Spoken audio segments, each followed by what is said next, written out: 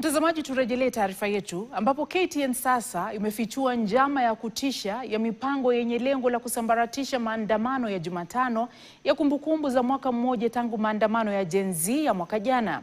Afisa mmoja mwenye ushawishi mkubwa kutoka Ikulu na mbunge mmoja maarufu wa UDA kutoka Bonde la Ufa wanasemekana kuwa nyuma ya operesheni ya siri ya kuvuruga maandamano ya Jumatano.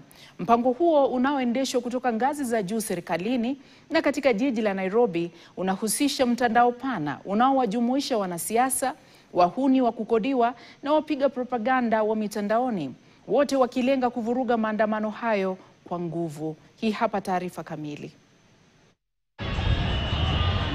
Maandamano yaliyopangwa kufanyika Jumatano na kuongozwa na Gen Z yataadhimisha mwaka mmoja tangu zaidi ya vijana 60 wapoteze maisha yao kutokana na kuupinga mswada wa fedha.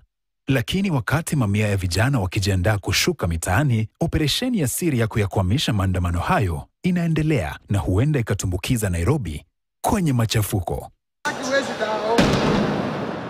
KTN imebaini kuwa njama hiyo ya fiche inayoungwa mkono na maafisa wa ngazi za juu katika chama tawala na serikali ya jiji inalenga kuanzisha vurugu na machafuko kwa kisingizio cha kudhibiti umati na kulinda mali.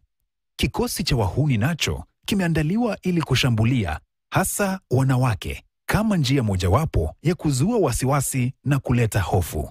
Isitoshe, kuna mpango wa kuwanyang'anya simu waandamanaji ili kuzuia kurekodi ukiukaji wa haki au ukatili wa polisi. Nafikiri hawa vijana wachache wamekuja Nairobi na rungu ndio wameletea shida, mkuje wiki ijayo ndio mjue vijana hapo kwa wako hapo.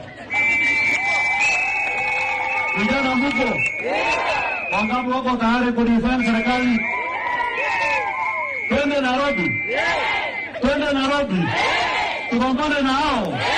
Mwanasiasa huyu William Kamket, mbunge wa Tiaty, Baringo, amekuwa akizungumza waziwazi akichochea vurugu dhidi ya waandamanaji. KTN imebaini kuwa Kamket anafanya kazi chini ya maagizo ya watu wawili wakuu, afisa kutoka Ikulu na mbunge mwenye ushawishi kutoka Bonde la Ufa, aliye karibu sana na mamlaka ya juu nchini. Katika mpango huu fiche, KTN imegundua kuwa wabunge wengine 5 pamoja na gavana mmoja wamepewa majukumu mahsusi ya kuvuruga maandamano hayo. Katika mpango huu fiche, KTN imegundua kuwa wabunge wengine 5 pamoja na gavana mmoja wamepewa majukumu mahsusi ya kuvuruga maandamano hayo. Wabunge waliotajwa ni 2 kutoka kaunti ya Kisii, 2 kutoka Mlima Kenya na mbunge mwanamke kutoka Bonde la Ufa. Mnamo Jumatatu Juni tarehe 16, siku moja kabla ya maandamano ya Jumanne yaliyopelekea kuuawa kwa Albert Ojwang, kundi hili la wabunge lilikutana kwa siri katika hoteli ya Sarova Pan-Africa jijini Nairobi kwa takriban saa 2 kujadili mikakati ya kuyadhibiti maandamano hayo. Matokeo ya mkutano huo yalionekana wazi mitaani. Makundi ya wahuni waliokuwa na marungu yalizunguka jiji wakieneza hofu bila kukamatwa. Katika maeneo mengine, walionekana wakijaza mafuta kwenye pikipiki zao mbele ya polisi, huku wakiimba nyimbo dhidi ya maandamano. Mpango huu dhidi ya waandamanaji unajumuisha maafisa wakuu serikalini, wakuu wa mashirika ya umma na wapiga propaganda mtandaoni, ukilenga kuwahusisha wahuni katika maeneo muhimu ya maandamano jijini Nairobi, kuwapatia silaha kama rungu na kuwaachia washambulie waandamanaji wasiokuwa na ulinzi. KTN imebaini kuwa maelfu ya marungu yaliyotengenezwa kwa mtindo mmoja tayari yamesafirishwa hadi jijini, yakitengenezwa katika kiwanda binafsi kilichoko Nanyuki kinachodaiwa kumilikiwa na mwanasiasa wa eneo hilo. Vifaa hivyo vinasemekana kusafirishwa hadi Nairobi kwa kutumia magari ya polisi.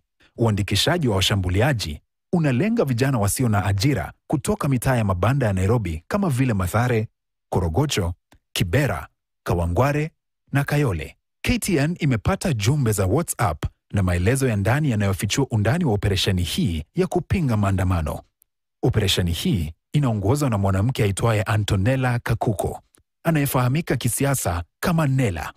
Ni mshiriki mkuu wa timu ya mawasiliano ya UDA na ambaye amekabidhiwa jukumu la kukusanya mamilioni ya pesa kufanikisha mpango huu. Jumbe zake za hivi karibuni zinaonyesha mwanamke mwenye hasira kali aliye na ajenda fiche. Kwa mfano hii: marehemu watarajiwa wa Wednesday is Wednesday na Occupy State House and other protected areas, Lale ni salama. Hiyo haraka ya kwenda Sayuni sijui mmeitoa wapi. Lakini Waswahili husema, mtoto akililia wembe, mpe. Katika jiji la Nairobi, mwanamke mwingine aitwaye Elizabeth Waithira, anayefahamika kama Liz, anaendesha mpango sawia. Amejitokeza kuwa mhusika mkuu katika uandikishaji wa wahuni wiki iliyopita. Baadhi yao wamekiri kuwa waliandikishwa kufanya kazi kwa niaba ya gavana wa Nairobi, Johnson Sakaja. Japo gavana huyo amekanusha vikali madai hayo. I have never and will never sponsor violence of any kind. My entire political life has been anchored on siasa safi, which upholds human dignity, the rule of law, and the democratic rights of every Kenyan. Katika ofisi ya mkuu wa utumishi wa umma Felix Koskei, mwanamke aitwaye Karen Cherotich, maarufu kama Kiki, amepewa jukumu la kuratibu na kuhamasisha ufadhili wa mpango huo. Wengine wanaoratibu operesheni hiyo ni pamoja na Don Kamau, anajitambulisha kama mkakati wa ICT. Kwenye mitandao ya kijamii ameibuka kama kiungo kati ya wapangaji wa mpango na wanaoutekeleza mitaani.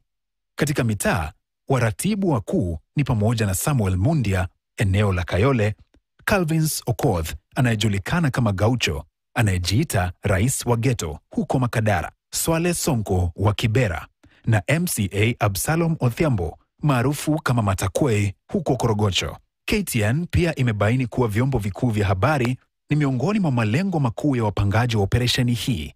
Wapiga propaganda wa kidijitali tayari wameandaa kampeni chafu za kuharibu jina vyombo vya habari vinavyoonekana kuunga mkono maandamano.